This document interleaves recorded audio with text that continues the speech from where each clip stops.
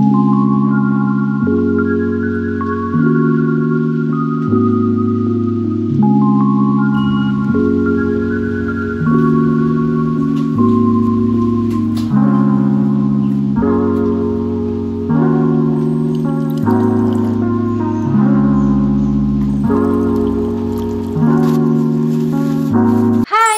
back to my channel. Ketemu lagi sama aku, Enuzain.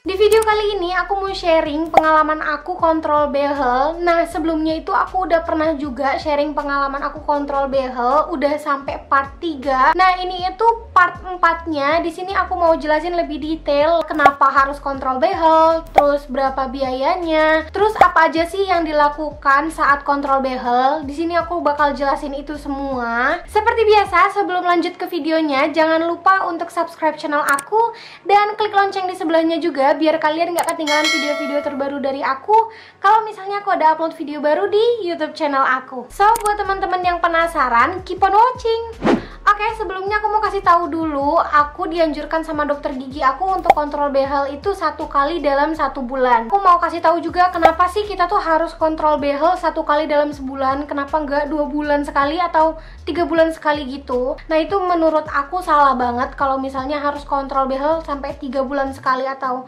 2 bulan sekali, karena setiap pemakaian behel itu kan karetnya itu kan semakin lama dia akan semakin longgar atau semakin renggang gitu. Nah, kalau misalnya kita nggak kontrol atau kita nggak cek lagi ke dokter, itu bakal jadi memperlama kita untuk pakai behel. Terus yang kedua, untuk kontrol behel itu tujuannya adalah supaya kita tuh bisa kasih tahu ke dokternya apa yang kita alami dalam sebulan itu atau keluhan-keluhan kita gitu. Entah kita kalau gosok giginya berdarah atau gusinya berdarah, atau gusi kita bengkak, ataupun kita jadi banyak sariawan. Pokoknya yang kayak gitu-gitu tuh kita harus banget laporan ke dokternya setiap kontrol, dan itu tuh malah lebih bagus gitu. Apalagi aku tuh orangnya setiap habis kontrol behel atau apapun yang aku pakai itu tuh selalu aku lihat gitu loh perkembangannya. Jadi kalau misalnya ada yang aneh atau ada yang sakit gitu, pasti aku langsung tanyain sama dokternya. Dan alasan yang ketiga kenapa harus kontrol behel 1 bulan sekali, itu supaya kita tetap menjaga kebersihan mulut kita atau gigi kita yang pakai behel ini. Karena kalau misalnya pakai behel itu kan banyak banget ya kotoran-kotoran bekas makanan gitu yang nyangkut di gigi dan di behel. Jadi kalau misalnya dikontrol itu kan dibersihin sama dokternya, di scaling, di brush sama dokternya, jadi supaya tetap bersih dan sehat gitu giginya. Dan lanjut, aku bakal sharing apa aja sih yang dilakukan waktu kontrol behel. Jadi ini aku kontrol behel masih saat pandemi gitu, jadi bener-bener harus banget bersih gitu kalau mau masuk ke ruangan dokternya. Sebelum masuk ke ruangan aku harus cuci tangan dulu dan harus cek temperatur seperti biasa. Pertama-tama pasti dokter itu ngecek dulu gigi kita. Semuanya dicek, gigi, gusi, rahang, pokoknya semuanya dicek supaya dokter itu bisa tahu tindakan apa aja yang harus dilakukan setelah ini. Kayak harus ganti kawat kah, harus update kawatnya yang lebih tebal atau lebih kecil. Terus step yang kedua, dokter itu bakal ngelepasin karet-karet ataupun kawat yang kita pakai di behel atau di bracket kita dan akan diganti sama yang baru. Nah, dari situ dokter udah bisa tahu kalau misalnya ada bracket yang lepas atau enggak, ada karet yang putus apa enggak. Nanti kalau misalnya ada yang lepas bracket itu tuh akan dipasangin sama dokternya yang baru. Nah, dokter itu kan beda-beda ya. Kalau untuk dokterku sendiri, kalau misalnya ada yang lepas bracketnya, itu aku nggak dikenakan biaya sama sekali, aka gratis. Jadi mantul, super duper mantul pokoknya dokternya. Lanjut ke step ketiga, aku tuh biasanya di scaling. Di sini tuh memang wajib dan harus banget di scaling sama dokternya, dan ini udah include sama biaya kontrol behelnya per bulan. Jadi scaling itu tujuannya supaya mengurangi karang-karang gigi dan memang untuk membersihkan gigi kita. Karena kalau pakai behel itu kayak lebih gampang aja gitu timbul karang gigi. Kenapa begitu? Karena kalau misalnya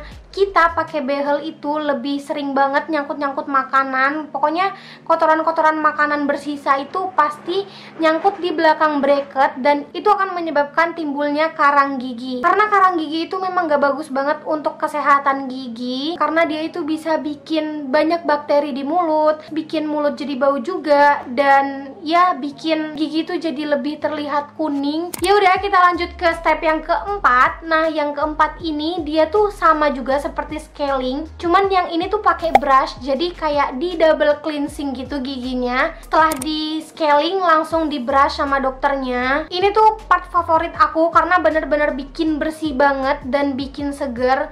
Dan plusnya lagi, dokternya itu benar-benar detail kalau ngebersihin gigi aku. Jadi aku suka banget sama dokter ini. Terus dokter akan ngelanjutin untuk pakai kawat. Nah, biasanya itu kawat itu ada updateannya, disuruh pakai yang lebih tebel atau yang lebih tipis. Kalau kawatnya udah dipasang sesuai dengan kondisi gigi kita, dokter bakal langsung suruh kita untuk pilih warna karet. Nah, untuk milih warna karet itu menurut aku itu part yang paling favorit tapi membingungkan, karena warna karet behel itu bener-bener menentukan look kita tuh jadi manis atau cantik atau better gimana gitu dengan warna karet behel yang cocok sama kita. Nah, warna karet behel favorit aku itu kalau enggak yang warnanya gelap, pokoknya warnanya yang netral gitu dan natural gitulah. Warna silver, warna grey. Kalau warna gelapnya tuh warna merah marun, biru dongker. Tapi aku selama pakai behel nggak pernah banget pakai warna hitam karena aku takut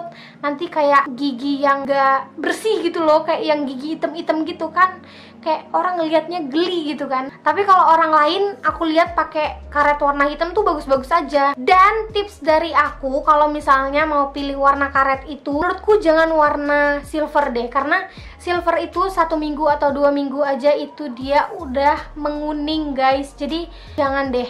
Jadi aku lebih memilih warna grey. Grey itu lebih natural juga sih, nggak gampang kuning. Pokoknya nggak kuning deh selama 1 bulan itu. Terus pilih warna yang gelap-gelap seperti yang aku bilang tadi. Dan yang terakhir, biasanya dokter itu ngasih saran atau solusi aku tuh harus gimana supaya gigi aku tuh kedepannya ada perubahan atau perkembangan. Oh iya, di bulan ini aku itu dibekelin sama dokternya elastic spring yang ini, dan aku juga dipinjemin pinset sama dokternya yang ini. Jadi tujuan dokter ngasih aku elastic spring ini supaya gigitan aku tuh lebih pas gitu di bagian kanan dan kiri. Untuk di bagian atas itu gigi aku udah lumayan rapi banget, dan yang di bawah udah rapi, cuman belum terlalu aja karena masih banyak yang renggang-renggang di sebelah sini di bagian kanan dan kirinya.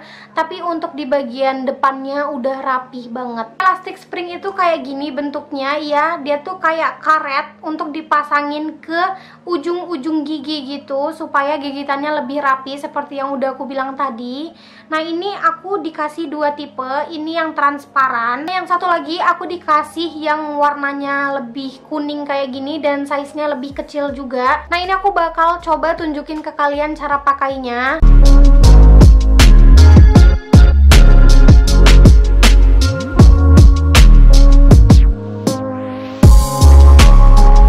Nah, ini di sebelah kanan aku mau pakai, dia tuh lebih kecil gitu. Udah, itu tuh cara pakainya kayak gitu aja.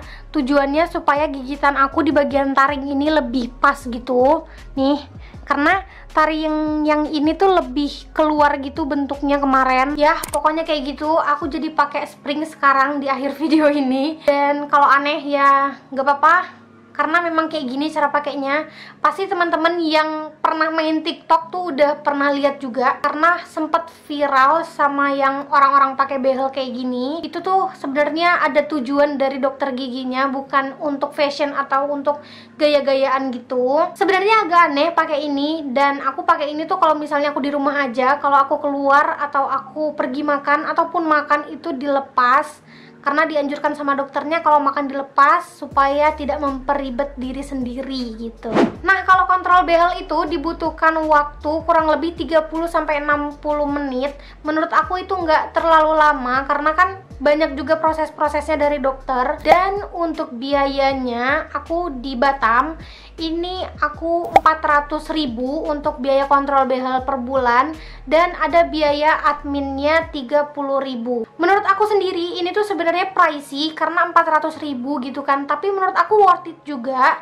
Dia tuh udah bersih banget, dalam sebulan tuh bisa scaling, diganti kawat dan ganti karet. Ya scalingnya itu udah include sama kontrol behel, jadi menurut aku nggak terlalu mahal juga. Karena kalau misalnya scaling mandiri itu tuh pasti kenanya 700 ribuan, bahkan sampai ya 800 ribuan di dokter yang berbeda. Terus ini worth it juga karena ya aku tuh suka sama dokternya. Dokternya itu super duper ramah banget dan melayani pasien tuh dengan baik. Terus dokternya itu juga selalu tepat waktu kalau mau ada pasien. Yang paling aku suka, setiap aku appointment, setiap aku konsul apa aja keluhan aku, dokter itu selalu kasih jawaban yang bisa menenangkan gitu loh, yang bisa menjawab pertanyaanku tuh sesuai dengan apa yang aku mau gitu loh. Sebenarnya bahasanya tuh bukan menenangkan gitu, tapi tuh jawabannya tuh kayak ya pokoknya menjawab gitu loh. Jadi apapun yang aku tanya dia bakal jawab, apapun yang aku keluhkan dia bakal kasih saran. Jadi aku suka banget sama dokter yang kayak gini, sesuai dengan pengetahuan dia. Dan ya iya, dia dokter gigi, harus ngejawab semua pertanyaan pasiennya ya kan. Ya pokoknya bahasanya kayak gitulah ya. Semoga kalian paham dengan bahasaku ini, oke? Terus juga tips dari aku supaya kalian itu nggak salah dalam memilih dokter dan memilih pakai behel. Mending kalian research dulu, tanya-tanya ke orang yang berpengalaman, tanya-tanya juga sama teman-teman atau sama dokter-dokter yang kalian kenal, ataupun kalian bisa cek di YouTube, search di YouTube pengalaman-pengalaman orang pakai behel, gimana, sakit atau enggak, enak apa enggak gitu ya. Menurut aku amat sangat disayangkan sama orang-orang yang pakai behel itu cuman untuk fashion, karena pakai behel itu ternyata sakit loh guys. Sakitnya itu nggak setiap hari sih sebenarnya, tapi setiap kontrol behel. Dan awal kontrol behel itu pasti sakit pol, seminggu atau 2 minggu nggak bisa makan nasi atau yang keras-keras gitu.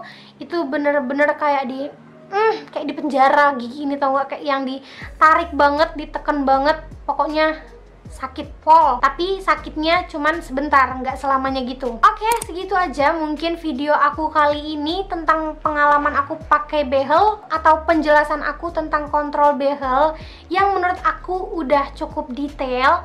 Semoga kalian suka sama video ini, dan aku berharap banget dan aku super duper seneng kalau misalnya ada teman-teman yang mau nanyain tentang behel, tentang braces story, atau kasih saran di kolom komentar, ataupun kasih tahu juga apa yang harus aku buat di video selanjutnya. Terus juga semoga video ini bermanfaat buat teman-teman yang lagi cari referensi dan memberikan informasi lebih juga buat teman-teman semua. Oke guys, once again thank you for watching, see you on my next video, bye bye. Kotoran makanan bersisa itu pasti nyangkut di belakang bracket, dan itu akan menyebabkan kita timbulnya jerawat. Nah, kalau kawat itu kan ada updateannya. Pasti aku bakal ngomong apa sih? Itu apa sih? Alhamdulillah. Gatel guys, tiba-tiba hidungku. Hai guys. Ada emasnya.